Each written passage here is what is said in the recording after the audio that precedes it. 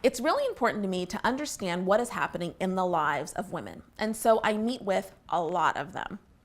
Not that long ago, my niece, a recent college graduate, was asking me, how do I decide which of the many women that I meet with, the ones that I'm going to invest in? It's simple enough to give advice, but which of the women are you going to actually introduce to people in your network? Which ones are you going to send future job opportunities?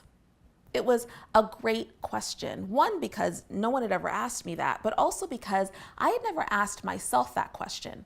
But as soon as she asked it, I immediately knew the answer. And that led to this epiphany. A compelling story trumps everything. My niece is right. I don't have the bandwidth to meaningfully invest in every single woman that I meet with. Unconsciously, I do make a decision about which ones I am going to invest in within the first 5 minutes of the meeting. And it's usually in response to the first question I always ask. What's your story? You see, when you ask most people what's your story, they respond by rattling off their resume. I'm listening intently in that moment, but I know that eventually I'm gonna forget. A small handful of women, though, answer what's your story by sharing what I'm dying to know. What matters most to you, and how has that informed where you've been and where you're going? Those are always the most riveting stories.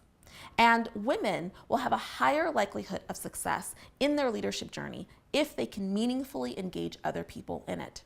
So, the next time that you're preparing for a cocktail party or an elevator ride or a meeting, think about what matters most to you, how that's impacted where you've been and where you're going. Because remember, a compelling story trumps everything.